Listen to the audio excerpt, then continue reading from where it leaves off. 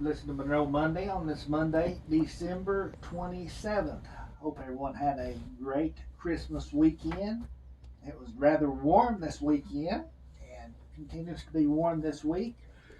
Supposed to have some rain moving in this week and throughout the whole week. And of course, New Year's is coming up. Might be some storms down south they're giving. Nothing severe, I don't think, but be watching for that. Our guest today is Congressman James Comer. He's in town for the holidays, and we'll start out. First of all, he's going to have a meet and greet tomorrow here in Monroe County at the courthouse from 1 to 4, and refreshments will be served. And so if you want to come out and meet James Comer and his staff, come up to the courthouse, come upstairs to the courtroom, I believe it is. Yep. And we appreciate you coming in today. Of course, I know you're a busy man, and I try to get you on from time to time. It's been a while since you've been here. That's right. Yeah. And, Well, I appreciate the invite to come back, and with the deal tomorrow at the courthouse from 1 to 4, it's just an open house. We try to do it every year. It's kind of like an informal town hall. If anybody wants to come up and talk about any different issues, they're more than welcome to do that. I'll have my staff up there as well, and people can kind of see, if they've never been to the courthouse and seen what my congressional office does up there, I wish they would come up there, because we do a lot more than I think most people in Monroe County realize. I've got 3 full-time employees up there that work on casework. So I know we've helped a lot of people in Monroe County, and would love to help more people with having issues with their Social Security, issues getting a passport, issues with the VA if they're a veteran.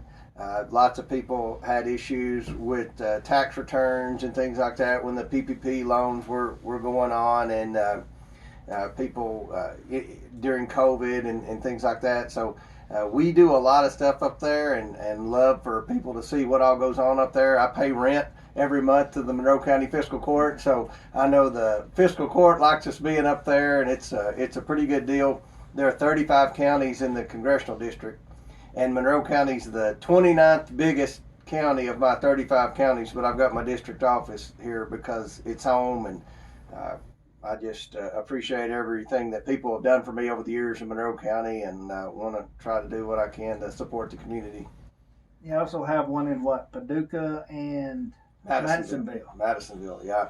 So the district's pretty spread out. It's fixing to get spread out more. The Kentucky General Assembly will do what they do every 10 years and redistrict. They'll redraw the lines according to the new census numbers. So the population changed in Kentucky like it has for the last century, that in the eastern Kentucky and western Kentucky continue to shrink, and that triangle, Louisville, Lexington, northern Kentucky, continues to grow. So my district's going to have to grow because my district population shrank a little bit. So I'm going to keep going north and probably end up pretty close to Frankfort.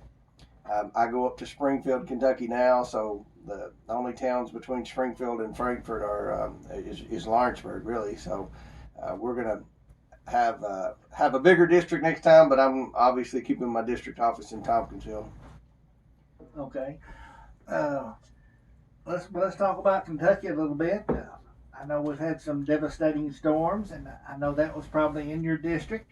So tell us a little bit what you saw and what's, I guess, building back Kentucky on the western part. Yeah, it's pretty devastating. We've seen tornadoes come through Monroe County, and this one of the 3 tornadoes actually touched down in Monroe County in the Elbow Bend and Center Point area. That was the tornado that hopped around and ended up in Taylor and Marion County. But there were 3 tornadoes. That one that kind of, I guess it started in Hermit Springs and ended up there on the Taylor-Marion County line. That was all in my congressional district. Then you've got the middle tornado, kind of started in the Logan County area and ended up in Bowling Green. And I don't represent Bowling Green, but I do represent Logan County. But then the big one started in eastern Arkansas and went right over the Mississippi River into just the corner of Tennessee, but then went 200 miles through my district in western Kentucky, from Fulton County to Ohio County, all in my congressional district, and just wreaked havoc through there. There were places that tornado was a mile wide. It absolutely devastated Mayfield, Kentucky, and Dawson Springs, Kentucky, and a lot of little communities along its path. Did a lot of damage in Princeton and a little community called Earlington in Hopkins County, and Bremen in Muhlenberg County. But the response has been really good. The federal government's been there. The private sector support has been unbelievable. Tens of millions of dollars of charitable private donations have flowed into that area. So as we speak, people have what they need to survive. But it's going to be a long process of rebuilding. I mean, Dawson Springs is about the size of Gamaliel. And picture a tornado going through and taking out every building and every house in Gamaliel. That's what it looks like in Dawson Springs. So it's going to be a long rebuilding process. And you always worry in these small towns if people will actually build back in those small towns, or they're going to go to a bigger city, and hopefully they'll build back in the small towns. Now, what are most of these people doing? Are they just going to relatives, or is there places to go to stay? They did. A lot of, there were 1,200 homes in my district destroyed. 1,200. I mean, that's a lot.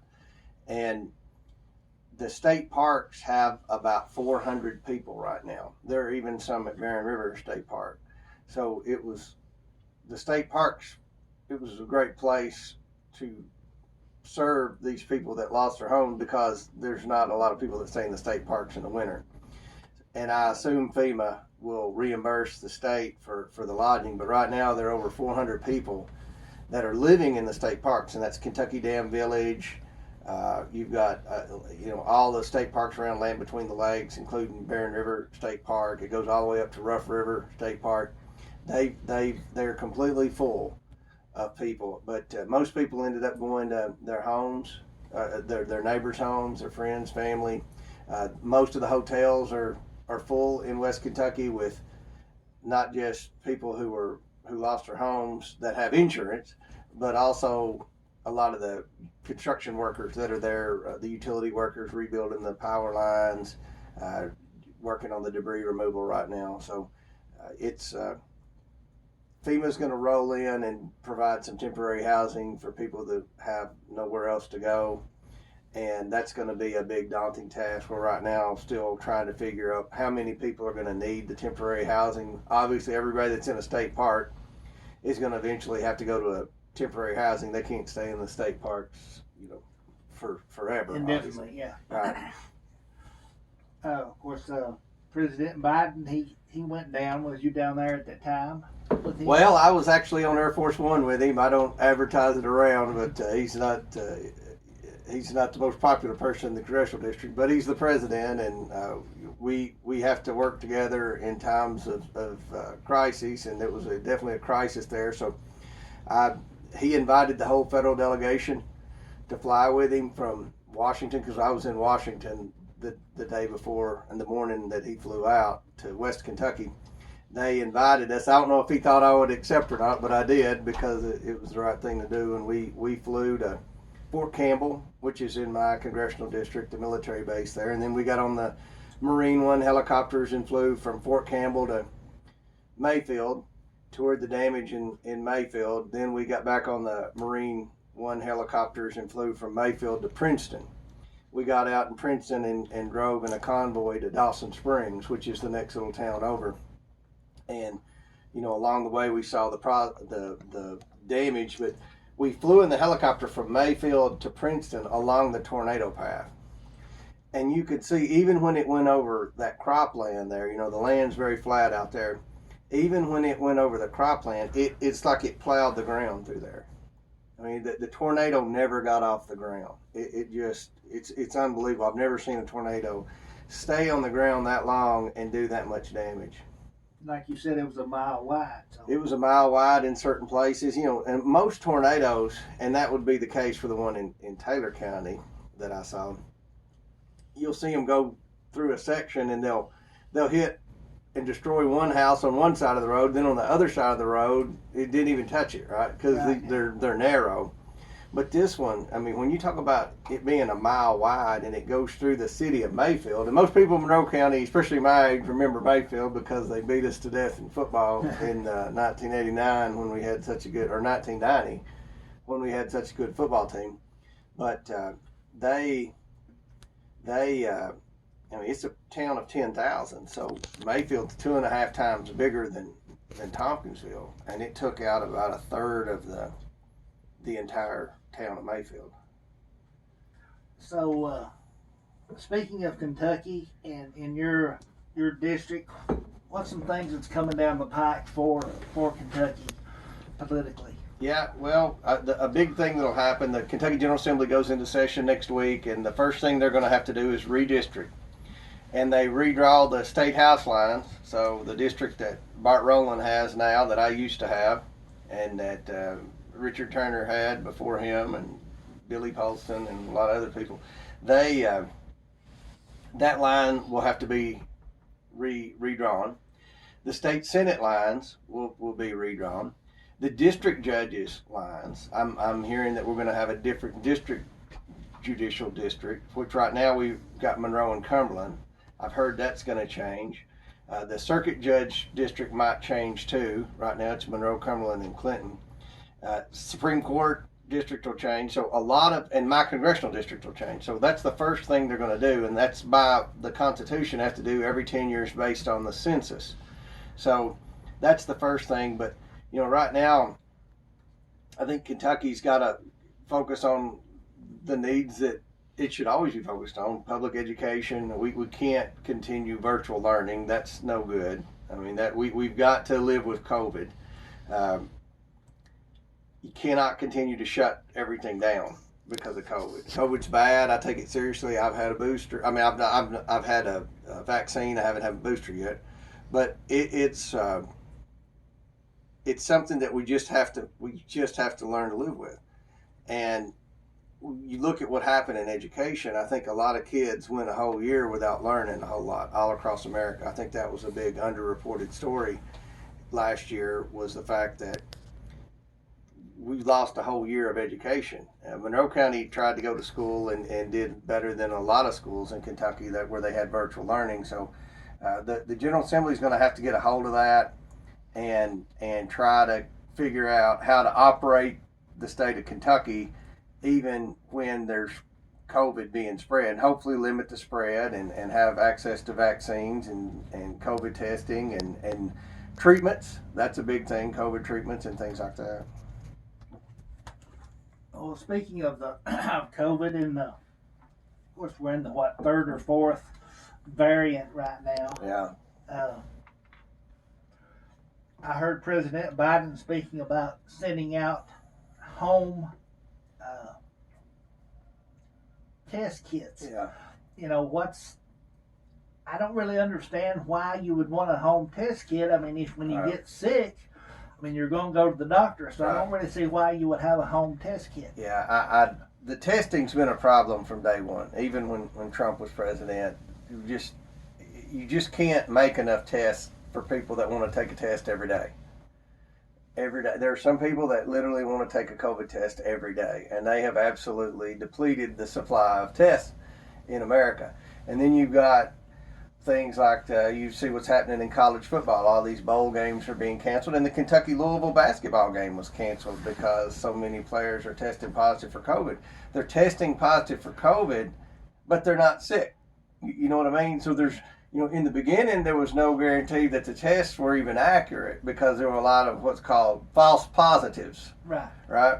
So, we've got to figure out a better way moving forward. It looks like this COVID is going to be around for a long time, unfortunately. We have to take it seriously. But the whole testing thing, I know a lot of people are blasting Biden for not having enough tests. They blasted Trump for not having enough tests. My thought is, the hospitals obviously need tests. The doctor's offices need tests, like you say. But I don't know that, you send every household in America COVID test. That sounds expensive and inefficient. we've got to figure out a better way. And I think, you look at who's kind of the leading voices in COVID right now, and Dr. Fauci's at the top of the list. I think Dr. Fauci needs to go. I think he's been around too long, for better or worse. At least half of Americans don't believe a thing he says, and that's not good. We all need to be on the same page. We all need to take COVID seriously. But again, we can't shut down. We can't say, all right, nobody can have Christmas, nobody can travel anywhere. You can't have sports, you can't have school, you can't have anything. Fauci has overplayed his card, overplayed his hand, and I think as a result, a lot of Americans have suffered. Again, I'm not taking it lightly. I take it very seriously, but it's just we've mishandled this from a government standpoint. Kentucky's mishandled it, Washington's mishandled it, and we've got to get a new team, in my opinion, in place to say, all right, here's where we are, and this is how we need to proceed without creating a worldwide health crisis, without creating a depression in our economy.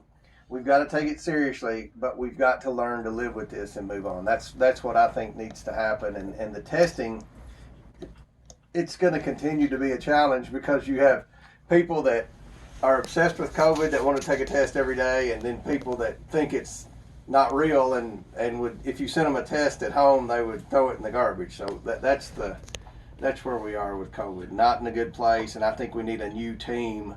I think we need a new Dr. Fauci to come in and try to earn the trust and confidence of the American people. Well, something you just spoke on there about shutting things down. Right now international travel is shut down, but yet we have our borders open. Yeah, it's crazy. I don't understand that. No, I mean, it does not make sense to me. That's the worst thing. I think Biden's just made mistake after mistake after mistake. And I think that he's done a lot of damage to America in a short period of time. He's only been president 11 and a half months. The worst thing that he's done, and he continues to do as we speak, is do nothing on the southern border. And I've been to the southern border. I've been to New Mexico. I've been to that El Paso detention facility where the one that's in the news all the time.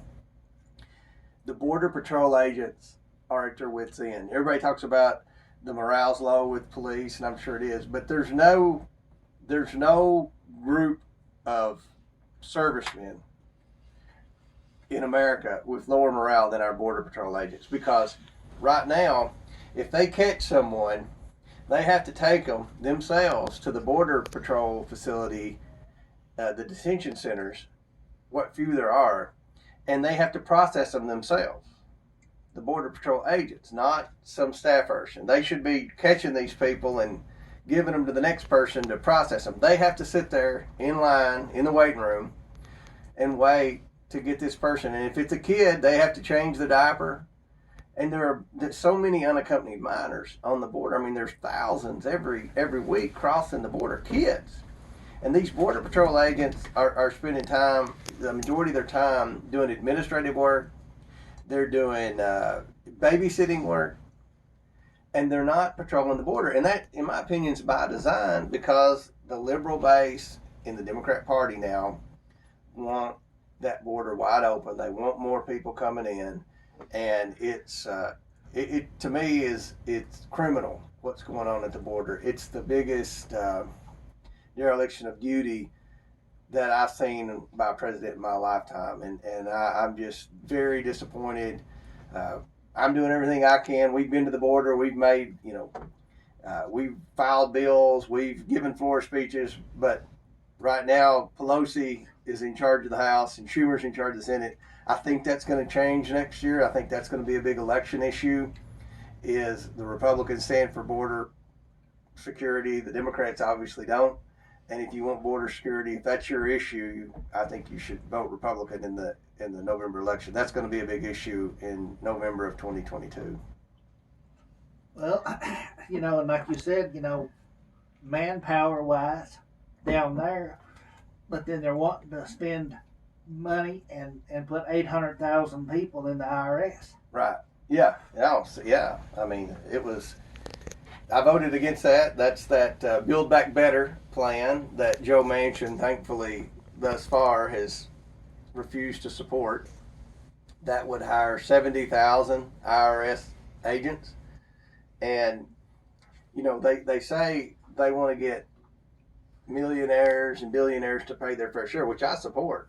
There are a lot of rich people that don't pay any taxes. When I was a director at South Central Bank for over a decade, I saw a lot of tax returns, and not Monroe County tax returns. We did loans all over the state, and there were very wealthy people that would apply for a big loan, like developers, and they would have to show their tax return. And I was just sitting there looking at how much money they make, and they don't pay any federal taxes. But that's the way the tax laws are set up. And Donald Trump talked about that when he ran for president. That some of the candidates said, well, he doesn't pay any federal taxes. And he said, no, I don't pay any federal taxes because I know the system, and you need to change the system. You know, you need to change the tax code. He was right about that. You've got things like depreciation and write-offs and tax credits that prominent people take advantage of. The IRS is already auditing those millionaires and billionaires, and they've audited Trump's tax returns for a decade. If he was cheating on his taxes, they would have caught that. He's not cheating on his taxes. He's taking advantage of the loopholes in the tax code. And these 70,000 new IRS workers, they're not going to go after the millionaires and billionaires because they're not doing anything wrong. They're taking advantage of the tax code. If you want to get them, you need to change the tax code. The 70,000 IRS people, they'll go after people like that work in a restaurant that aren't showing their tip income and things like that. They're going to go after these contract workers that have a side job on the weekends, and maybe they do something. Somebody that's out selling firewood, you know, somebody's picking up walnuts, and somebody sells a few steers at the stockyard for cash. Whatever. That's who they're going to go after. And that's pretty sad that you're selling this as you're going after billionaires and millionaires, but in reality, you're going after people barely getting by. That's who those IRS people will target. So it's a bad deal.